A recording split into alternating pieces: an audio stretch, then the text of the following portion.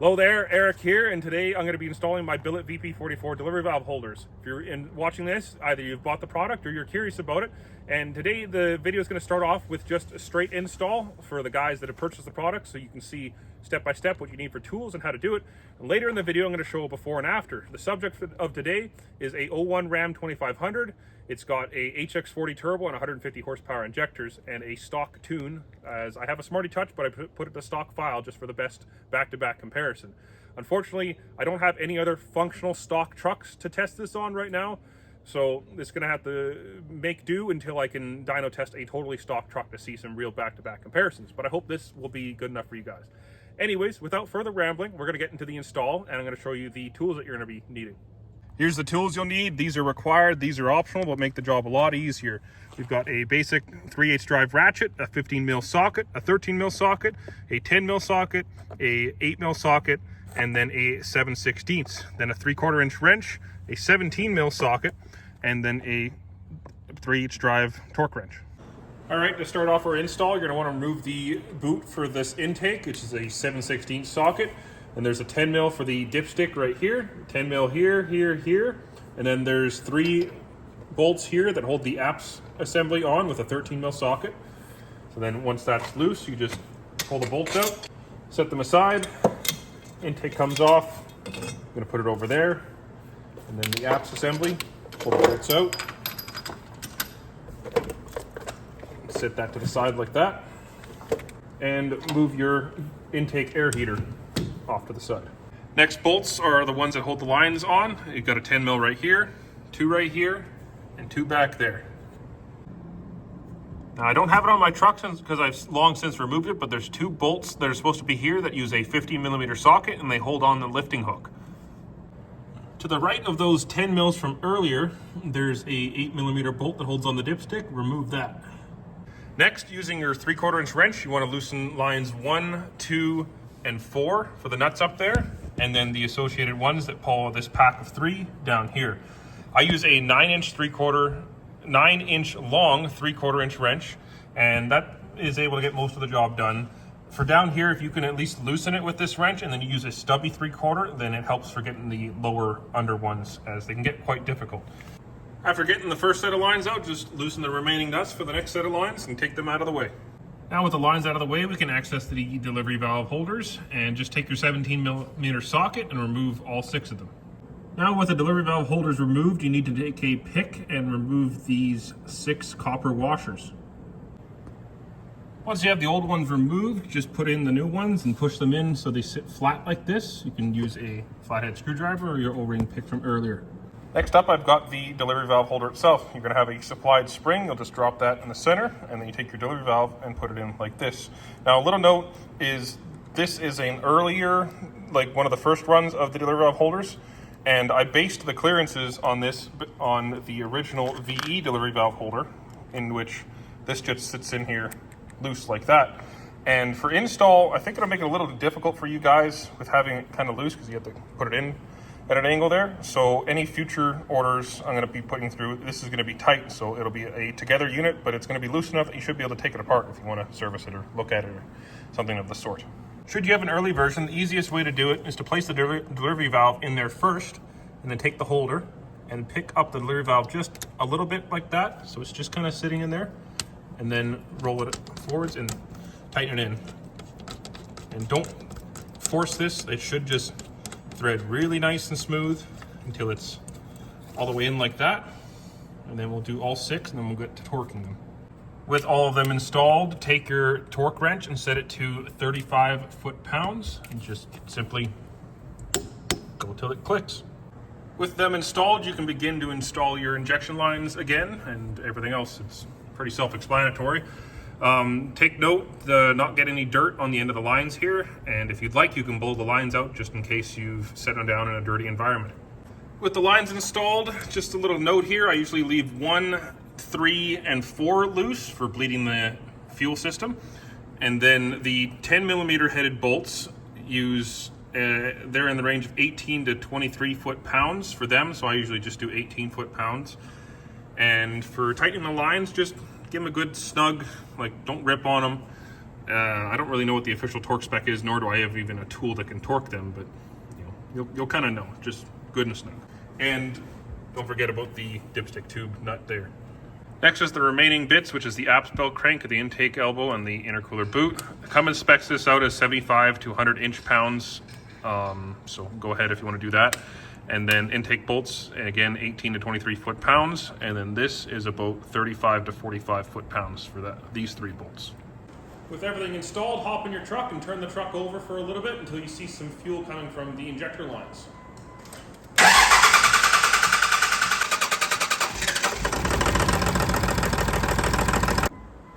Well, I didn't even have the lines tightened and it already fired up. So I've tightened all the lines now. We're just going to fire it up. It's going to take a little bit. It's going to run funny for a bit while it pushes the air out of the system, and then it should smooth out.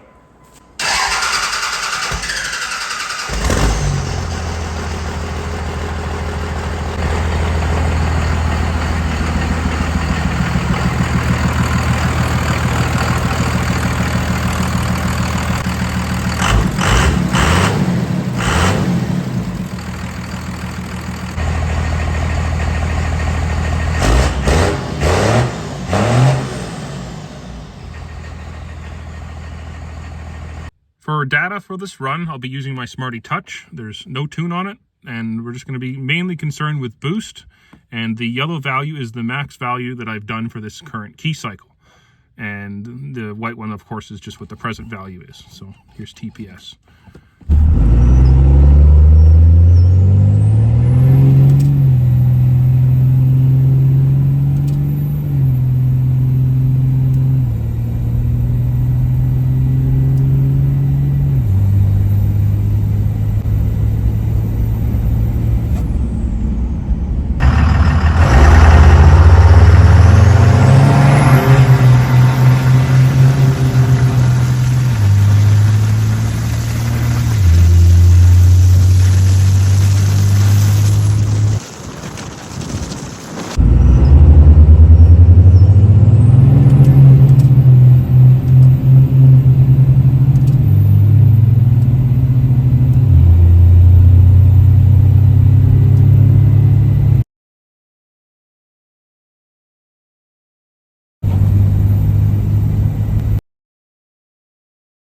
I hope the clips were able to help illustrate the before and after difference that these make. And what I'm going to show you next is I have a variant that cuts the shoulder off the delivery valve called a full cut. This is commonly done on P-pump trucks to gain more fuel volume. So the concept's the same with my delivery valves, and I will be offering this as an option when you purchase the delivery valve, or it's going to be an additional thing where you can have the set that comes with it, that's a standard set, and you can buy it additionally either separate or when you purchase the delivery valve, so you have 2 sets in case you want to switch them out and try some differences. I will have full dyno videos comparing all 3 different sets and various different combos, but for purpose of expediency and getting the product out, I'm just going to have to leave that to later. So right behind me, I've got Carl. He's pulled the truck apart, and I've got a set of full cut variants made up. So we're going to try that out and do the same tests and see if it makes any difference.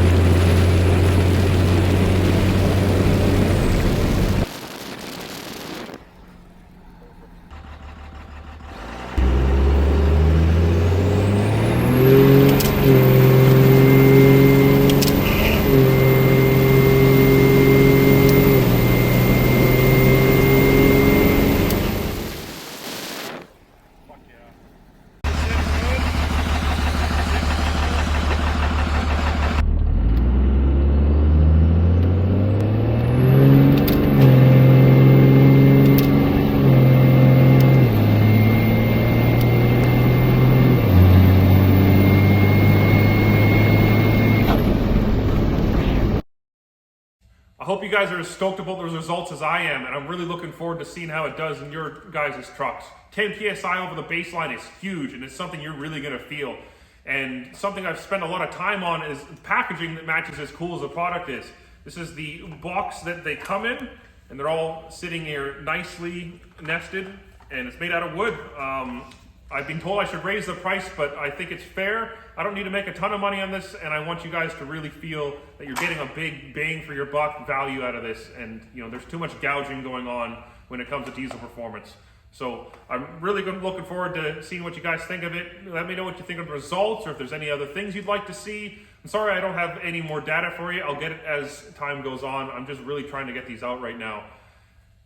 This is where you can pretty well sign off on the video, but I'll offer some extra things that I've found through testing with these.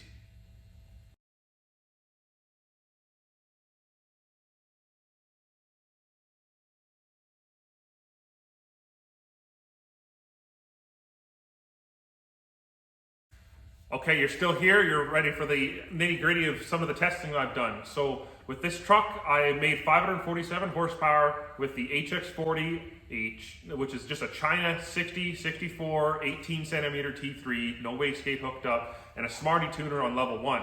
That, at the time, I was using a prototype version that I made, that I modified some VE delivery valves that just came out of first gen, and they have a less aggressive cut on them.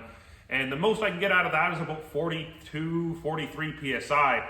And then after putting in my standard version, I went up to 46 PSI with them. I think it was 46.44 around there. And then now with the full cut variant, I went up to 49 PSI.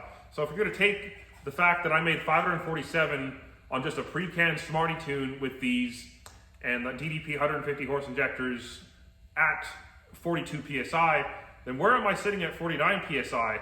Like, is it 600 horsepower with a considerably small set of injectors with the DDP 150s and no wiretap? Like, this opens a whole realm of what's possible with the VP44, and you know, who knows what it'll do for your guys' combinations.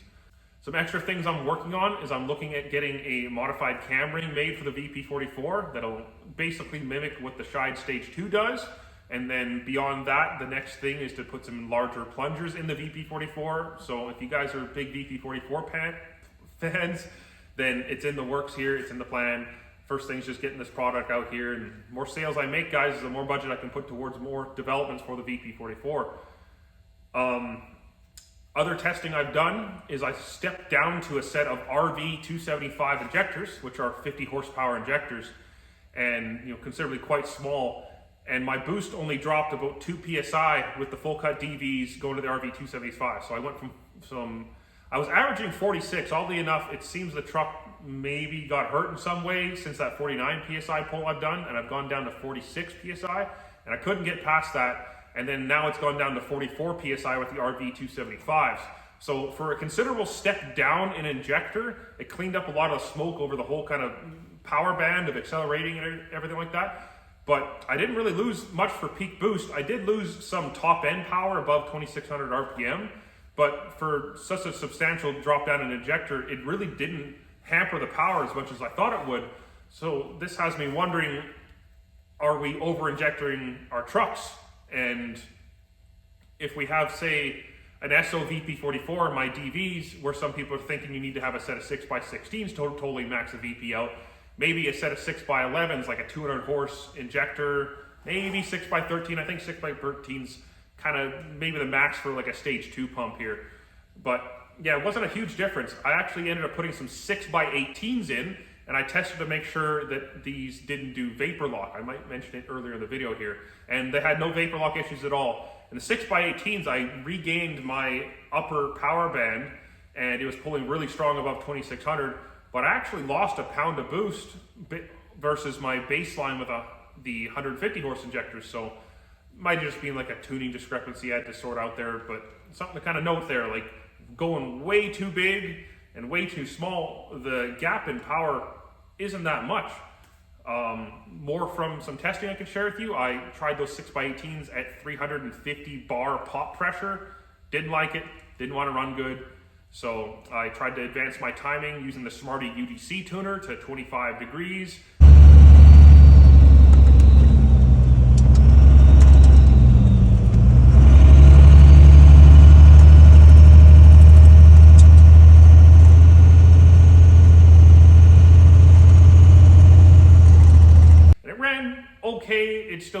run as good as it could, so I set it back down to 310.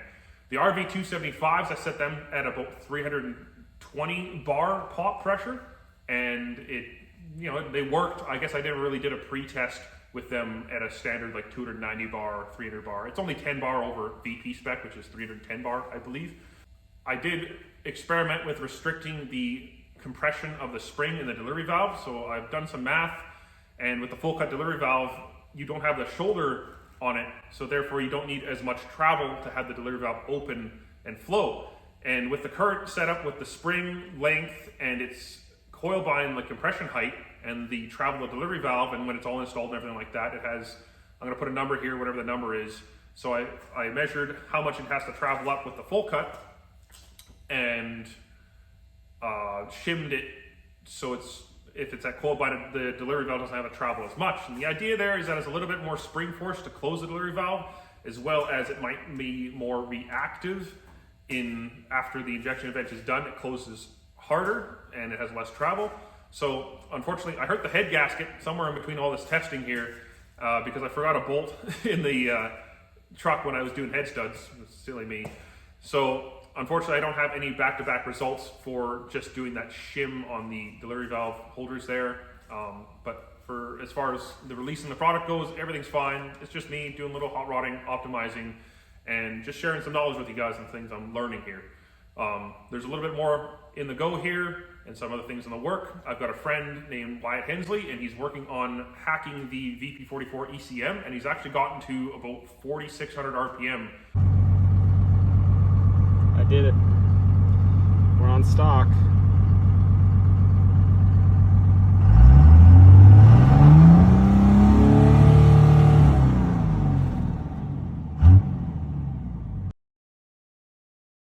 On the stock ECU with his modifications, and he's doing some really cool stuff here. So hopefully he'll comment in the comments here and check him out.